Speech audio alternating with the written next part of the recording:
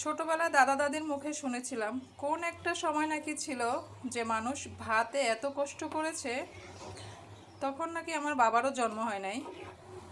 তো এরপরে ভাবতাম যে এগুলো হলো ফান বা গল্প শোনাচ্ছে। এরপরে যখন ভাত দে সিনেমাটা দেখলাম শাবানার, ওই সিনেমাটা দেখার পর বুঝতে পারলাম যে আসলেই বাস্তব, যে ভাতের কষ্ট বলে কোনো একটা জিনিস আছে। ওনার ছবিটা দেখার পর মানে চোখে পানি চলে আসছে যে এত কষ্ট মানুষ ভাতের জন্য করছে। উনি ভাতের অভাবে চুরি করছে, ওনার মাথার চুল কেটে দিছে, কত কিছু যে ওনার সাথে করলো।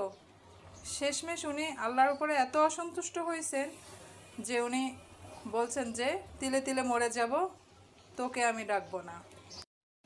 তো ভাত রান্না করতে গেলে এখনও মনে হয় যে আমাদের দেশে এখনও কিছু কিছু জায়গায়, কিছু কিছু জেলায় হ্যাঁ, স্বল্প সংখ্যক কিছু মানুষ আছে যে এখনও ভাতে প্রচুর কষ্ট করে।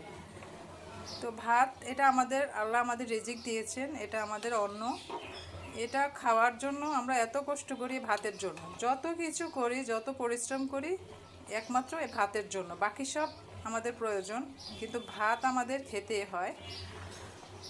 তো এই জন্য আল্লাহর অন্নকে সবাই সম্মান করুন এবং অনাহারীকে খেতে দিন। আপনার আশেপাশে খোঁজখবর রাখেন যে কেউ না খেয়ে আছে কিনা। আপনি আপনার সাধ্যমতো চেষ্টা করেন যে কেউ যদি না খেয়ে থাকে তাকে অন্তত একবেলা এক মুঠো খাবার তার প্লেটে দেওয়ার চেষ্টা করবেন।